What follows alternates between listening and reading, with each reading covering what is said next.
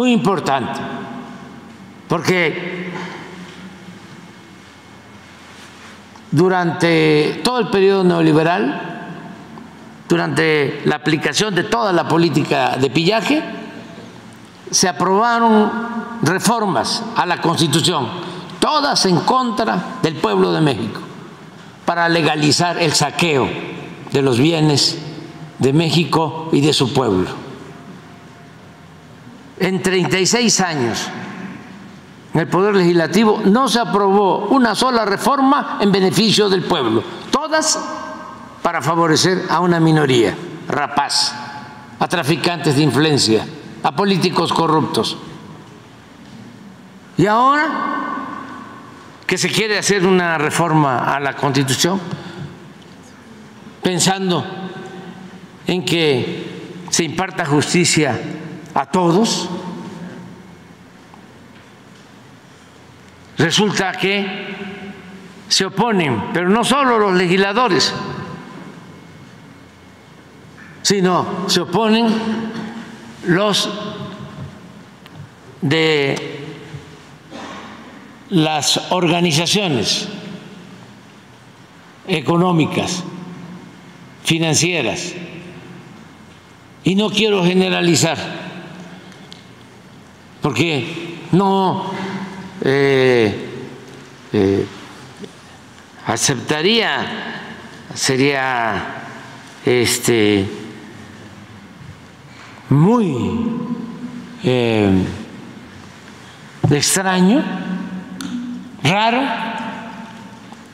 que el que tiene más dinero en México, Carlos Slim, esté a favor de que se viole la Constitución.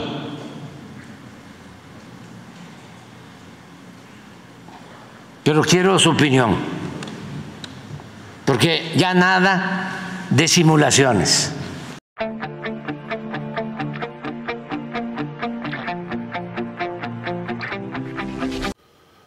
Vamos a ir a la conferencia hoy 20 de agosto del 2024. Hoy el presidente durante su conferencia subrayó que no se trata de cuestionar cómo obtuvieron su riqueza, sino de escuchar sus perspectivas sobre la situación del país y su compromiso con la construcción de un auténtico Estado de Derecho. Quiero proponer a 5 que me gustaría que conocieran sobre esta argumentación. Los 5 más ricos de México, de acuerdo con la revista Forbes. Anunció López Obrador. Entre los nombres mencionados, el presidente destacó a Carlos Slim, Germán de la Rea, Ricardo Salinas, Fernando Ballesteros y María Asunción. Amigos y amigas, si es que el presidente ya se cansó de que hoy estén presionando al Tribunal Electoral, estén presionando al INE, amigos, y son los empresarios, los más ricos, y es que no quieren perder sus privilegios. Amigos y amigas, vamos a ir a la conferencia porque el presidente ya le colmaron la paciencia. Vamos a escuchar cómo exhibe a todos aquellos que están en contra de las plurinominales, alegando una cosa que no es, porque ese método se ha llevado a cabo desde varios sexenios, y en su momento nadie decía nada cuando se aplicaba a su conveniencia de ellos. Hoy que no les gusta, amigos y amigas, quieren cambiar las reglas cuando ya terminó el juego. Vamos a ir a la conferencia. Con su permiso, presidente, buenos días a todas, a todos. Bueno, el presidente ya hizo una introducción bastante clara de la importancia tanto de la reforma judicial como del falso debate que se ha venido dando alrededor de la supuesta sobrerepresentación. Pero es importante porque, como sabemos, esta reforma fue presentada por el presidente el 5 de febrero y se está discutiendo hoy en el Congreso. Entonces vamos a hacer un recuento de qué significa esta reforma. Entonces hay 4 elementos principales. El primero y quizá el más importante es el método democrático para elegir a ministros, magistrados y jueces. Que todos podamos votar por jueces, magistrados y ministros. Número 2, la creación de un órgano que vigile la actuación de los juzgadores. Número 3, que exista evaluación del desempeño de los juzgadores. Y número 4, y importantísimo, todo lo que tiene que ver con la austeridad y la transparencia, que sabemos es un faltante en el Poder Judicial. Adelante. Respecto al primer tema, la elección popular de ministros, magistrados y jueces. ¿Qué tenemos actualmente? Ponemos antes porque es antes de la reforma. En realidad es lo que sucede hoy en día. Hoy en día los ministros son propuestos por el presidente y son elegidos por o seleccionados por el Senado de la República. En el caso de los jueces y los magistrados, estos son seleccionados mediante un proceso cerrado de los que hacen carrera judicial, o sea, los que pertenecen al Poder Judicial, y dirigidos por el personal del Poder Judicial. Así se eligen actualmente a los jueces, magistrados y ministros. ¿Qué propone la reforma? Primer elemento, que todos los cargos se elijan por el voto personal libre, directo y secreto de toda la ciudadanía, de todas y todos nosotros. Que las convocatorias para poder participar y poder ser electo sean abiertas a toda la ciudadanía, todos aquellos que cumplan con los requisitos que establece la Constitución, que es tener licenciatura en Derecho, con un promedio mínimo de 8 y 9 en la materia para el cual voy a aplicar, es decir, se va a aplicar para ser juez penal en las materias de penal, cartas de recomendación de la ciudadanía y ensayos que puedan respaldar esta candidatura, que puedan decirnos por qué quieren ser juzgadores en nuestro país. Comités de evaluación que seleccionan los perfiles con la mejor trayectoria y preparación y que destaquen en algo que es fundamental, que es su honestidad. Esto es lo que propone la reforma. Número 2, un órgano que vigile la actuación de los juzgadores. Hemos hablado mucho de la importancia que exista esto. ¿Por qué? ¿Qué sucede actualmente? Hoy existe el Consejo de la Judicatura Federal como un órgano administrativo y también de disciplina. Pero este consejo en realidad depende de la Suprema Corte de Justicia. La presidenta la presidenta de la Suprema Corte a su vez preside el Consejo de la Judicatura, entonces es integrado por los mismos miembros del Poder Judicial, es juez y parte en esta vigilancia. Facultades muy acotadas, porque por esta supuesta libertad de jurisdicción, en realidad es que no se puede entrar a evaluar las resoluciones de los juzgadores, no pueden ser cuestionadas ni revisadas. Entonces hay sanciones mínimas y excepcionales. ¿Qué plantea la reforma? La reforma plantea la creación de un tribunal de disciplina judicial como una autoridad independiente a la Suprema Corte, integrado por magistrados electos por voto popular. Facultades amplias para este tribunal para poder investigar la actuación de cualquier juzgador, incluyendo que sus resoluciones estén apegadas a derecho.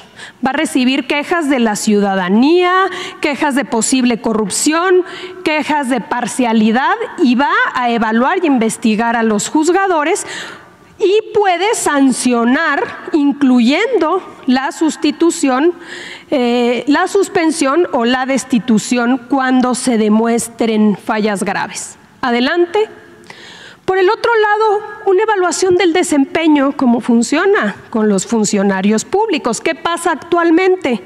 Una vez ratificados, los jueces y magistrados son inamovibles hasta su jubilación o su muerte.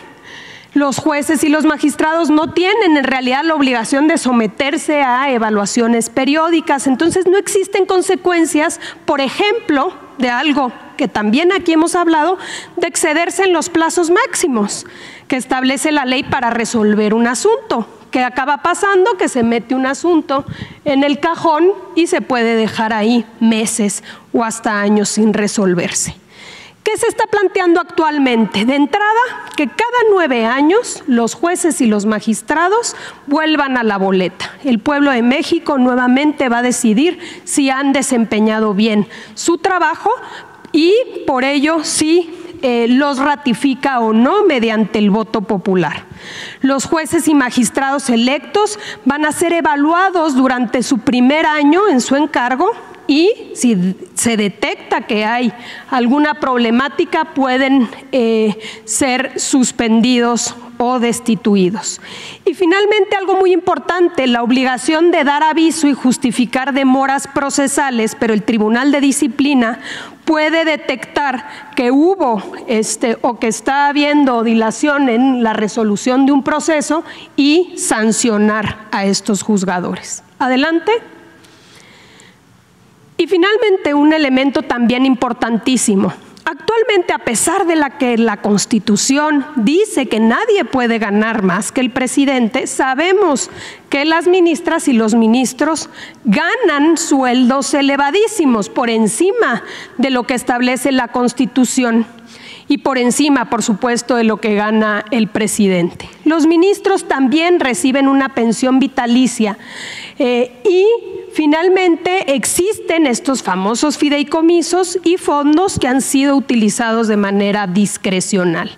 En ese sentido, la reforma al Poder Judicial nuevamente, de manera clara para que no haya ningún tipo de interpretación, establece que el sueldo máximo es la remuneración del presidente. Nadie del Poder Judicial puede ganar más que el presidente. Se eliminan los haberes de retiro y los privilegios al concluirse los cargos y se eliminan los fideicomisos. Estos deberán reintegrarse a la hacienda pública y, por cierto, también la reforma establece que parte de estos fideicomisos serán los que van a ayudar a implementar la reforma, es decir, la elección que habremos de vivir si esto se aprueba. Adelante. Finalmente, ¿cómo será ese proceso electoral si esta reforma se aprueba? La renovación a los cargos al Poder Judicial será en 2 etapas. Se ha escuchado y ustedes saben que ha habido una serie de foros y una de las demandas era que fuera progresivo. Bueno, la propuesta es que sea en 2 etapas. La primera etapa, la primera elección será el 1 de junio del próximo año, 1 de junio de 2025. Y lo que establece la propuesta es que se elija a toda la Suprema Corte de Justicia de la Nación, a todo el Tribunal de Disciplina, este nuevo tribunal, sus miembros, a las 2 vacantes del Tribunal Electoral y a la mitad de jueces y la mitad de magistradas y magistrados. Los comités de evaluación van a verificar, es decir, la ciudadanía se va a inscribir, cada poder va a tener su comité evaluador y una vez que identifique que se pasa con, digamos, se tiene todos los requisitos, los aspirantes van a hacer una selección y luego va a haber una insaculación, una tómbola, digamos, y ahí van a salir 3 candidatos por cargo para ministros, magistrados electorales y tribunales de disciplina y 2 para el caso de magistrados y jueces. Adelante.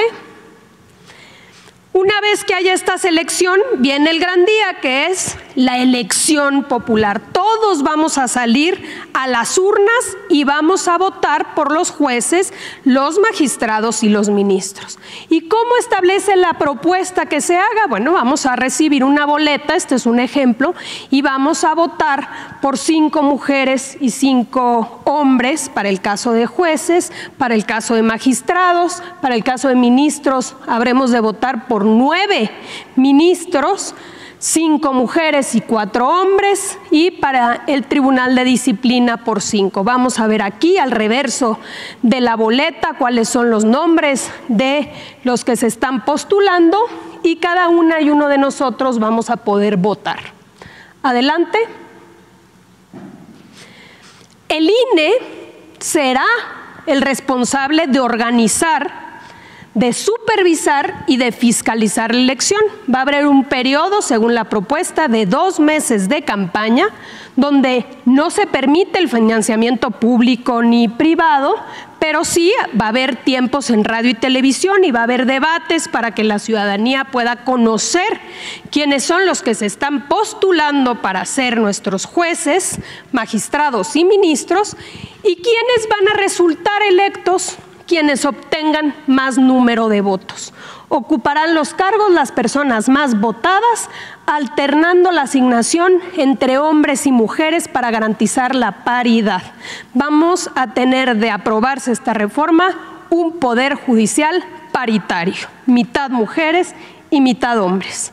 En caso de la ausencia de alguno de estos, por prelación va a ocupar quien haya obtenido más votos.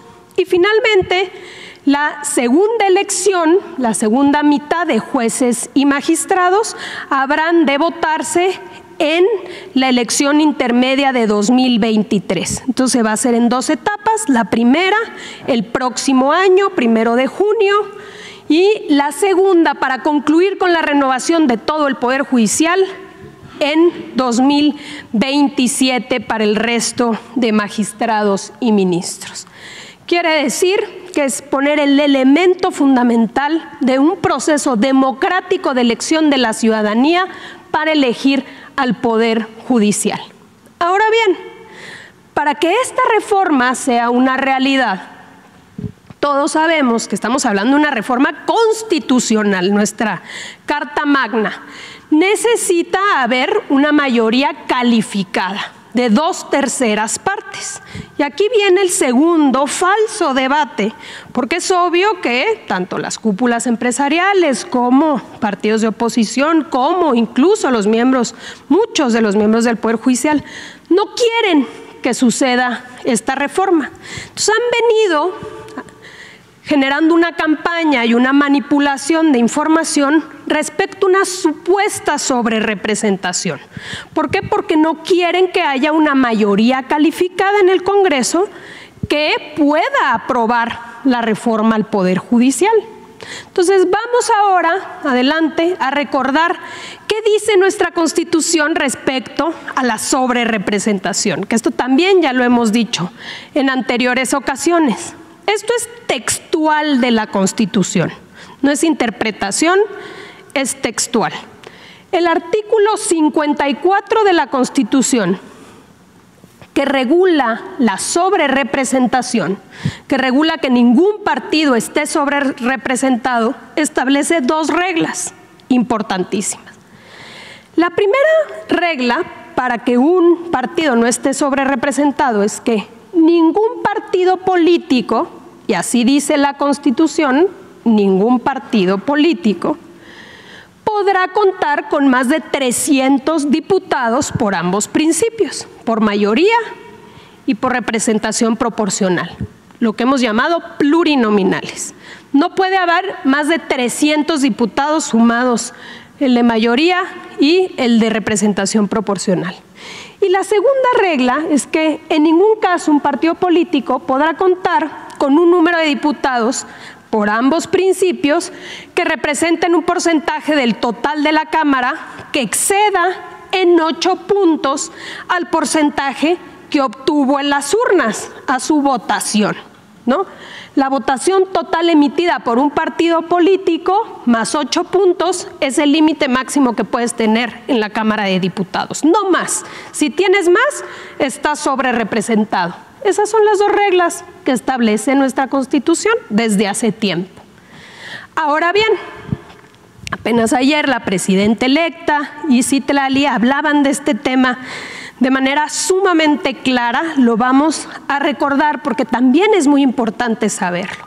La Constitución tiene pasos muy claros de cómo deben distribuirse los diputados plurinominales en nuestro país. Lo establece tanto la Constitución como la ley electoral.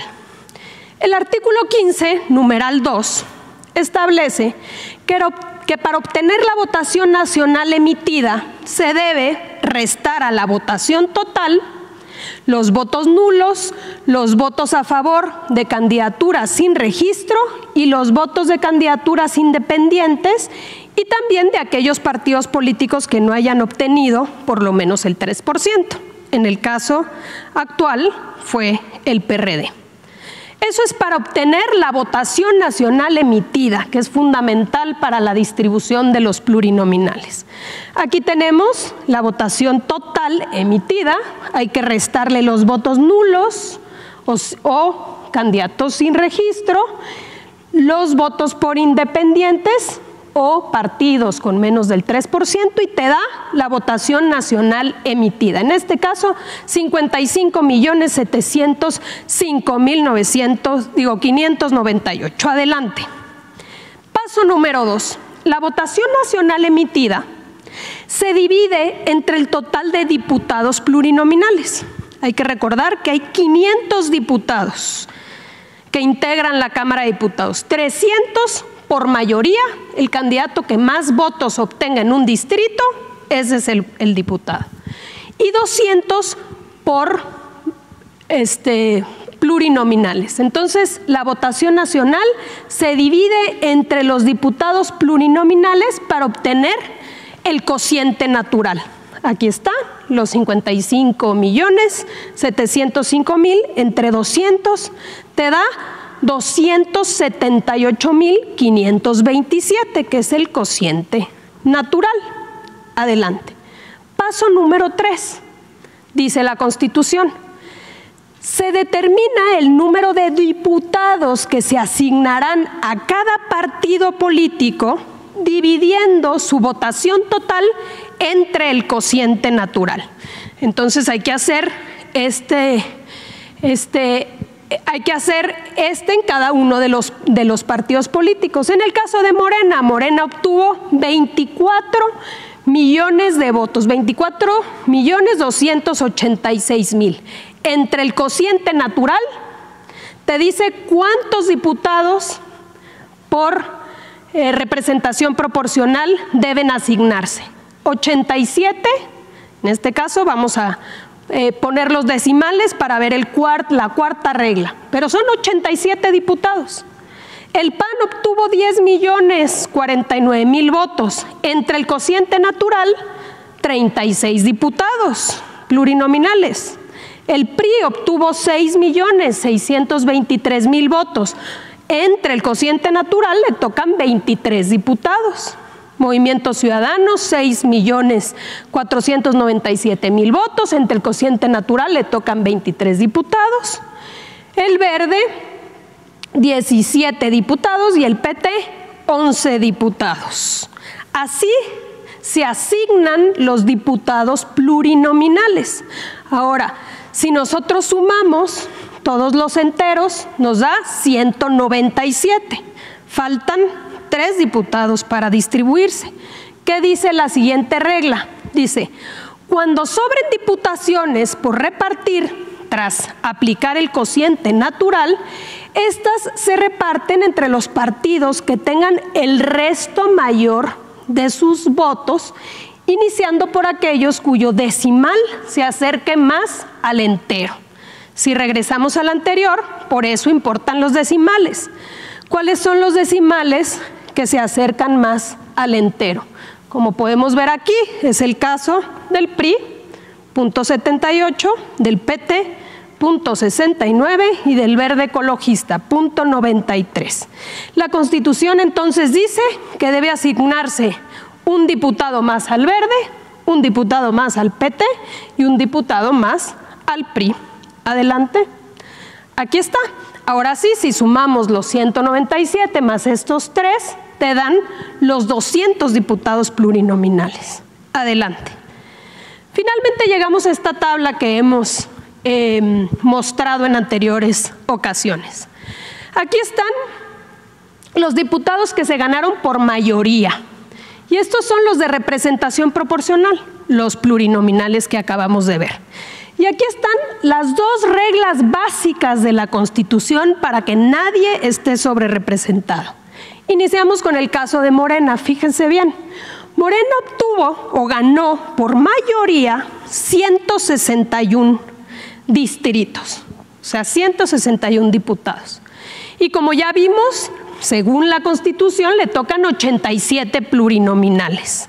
La primera pregunta, hay que sumar estos dos, te da 248. Primera pregunta, 248 rebasa los 300 como límite máximo que establece la Constitución. No. Segunda pregunta, que es la segunda regla, la votación total emitida por partido más 8 puntos como límite máximo de curules. Aquí vemos que si sumamos estos dos, los 248, te da 49.6. ¿Cuál fue la votación nacional emitida? 43.59. 43 más 11 te da 51. Quiere decir que no se exceden los 8 puntos, porque representaría 49.6%. Ninguna de estas dos reglas se violenta con esta distribución, pero todavía vamos más allá. Adelante. Este criterio se ha sostenido en todas estas elecciones, en el 2009, en el 2012, en el 2015, en el 2018, en el 2021, ha sido la distribución de plurinominales que establece la ley y la Constitución, que por partido no puede excederse de 300 y que por partido no puede excederse de 8 puntos más que la votación total emitida. Así ha sido siempre desde la reforma del 2008, que por cierto el PRI aprobó y que eliminó que se consideraba como coaliciones a los partidos políticos. Desde entonces siempre se ha cumplido con esta regla. Hoy, ¿cuál es la pretensión o cuál es el supuesto debate? Dicen que se haga una interpretación de la Constitución. Y les gustaría, si me ponen la primera, que como dice la Constitución, donde dice la Constitución partidos políticos, que es la primerita, que en lugar de que cumplan con la Constitución y donde dice partidos políticos, que ahí le borren y le pongan coalición. Y ellos quisieran que dijeran ninguna coalición podrá contar con más de 300 diputados. Pero la Constitución dice partidos políticos y desde 2009 siempre se han distribuido igual. Esta es la hipocresía de cuando hablamos de la ley es la ley y del Estado de Derecho. Esto se va a definir próximamente y, por supuesto, lo que debe suceder es que se aplique la ley y la Constitución, a menos de que exista una reforma y que si la decisión del pueblo de México fue dar una mayoría calificada para poder reformar nuestro poder judicial, que se respete la voluntad popular. ¿Es cuánto, presidente? Sí quedó claro esto, ¿verdad? A la mayoría de la gente, pero a lo mejor no está claro para las organizaciones empresariales, o a lo mejor no todos tienen esta información. Entonces, a mí me gustaría que se informen los más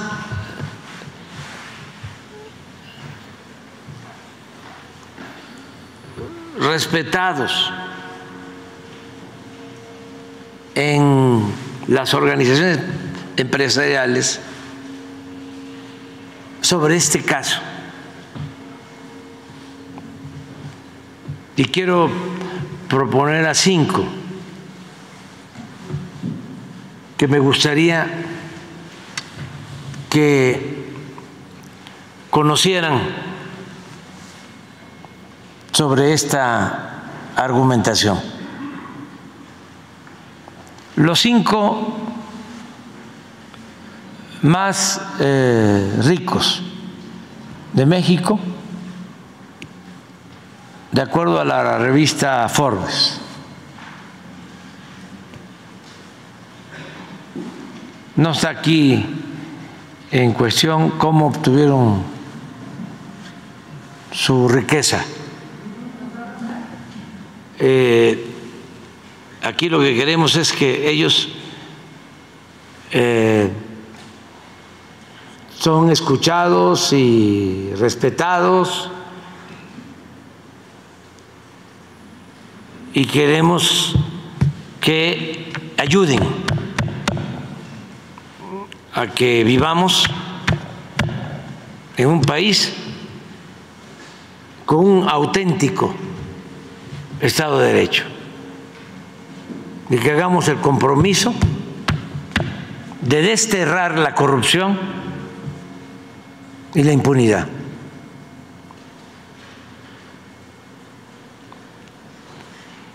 Y que ellos nos den su opinión.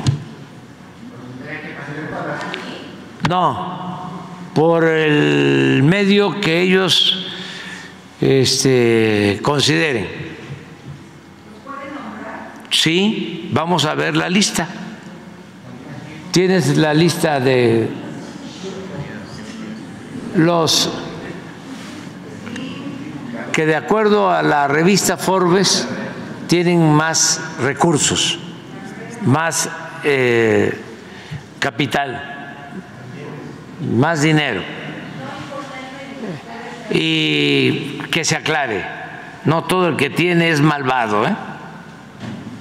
No estamos en contra de quienes con esfuerzo, trabajo, de conformidad con la ley, logran un patrimonio.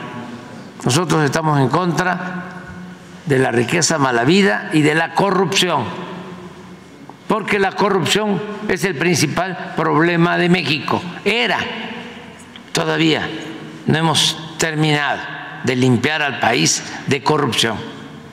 El principal problema de México, no una pandemia, una peste.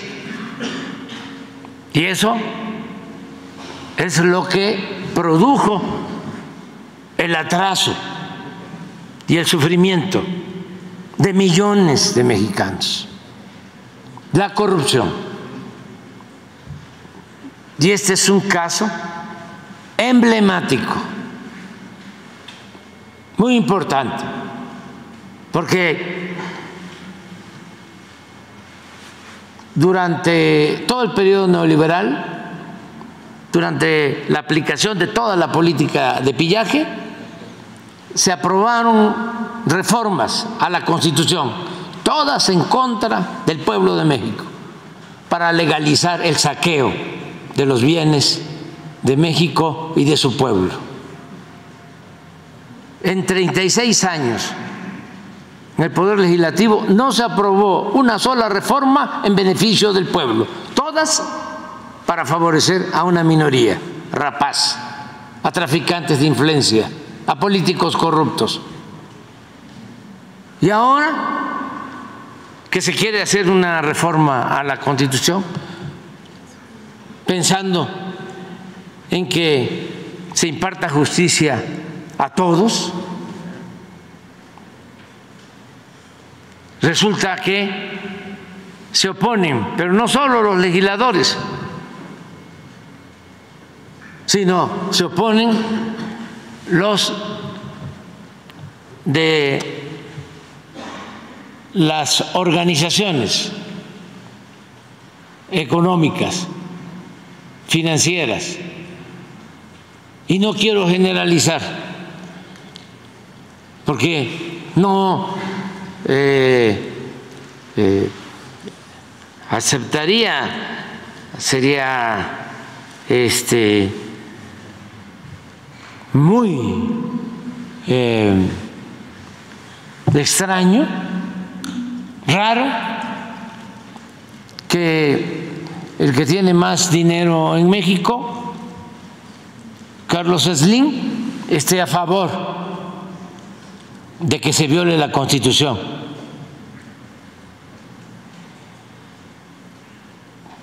Pero quiero su opinión, porque ya nada de simulaciones, de que se tienen las organizaciones empresariales como un parapeto y nada más es la formalidad. Entonces, Carlos Slim, quiero su opinión, no al presidente, al pueblo de México. Y no hace falta consultar abogados. Él es muy inteligente y tiene juicio práctico, sentido común, que es el menos común a veces de los sentidos. Que nos diga qué opina. Si está bien que las organizaciones a las que él pertenece estén solicitando que se viole la Constitución.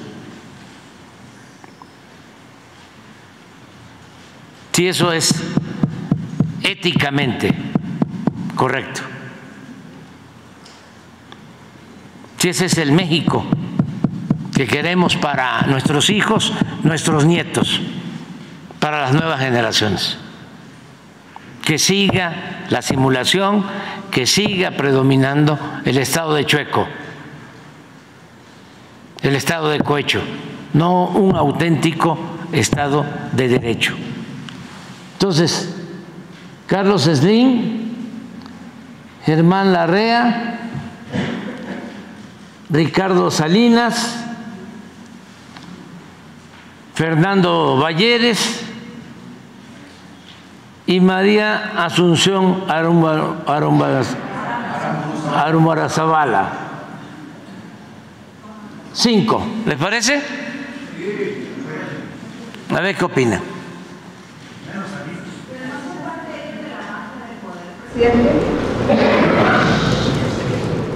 Vamos a ver su opinión de los 5.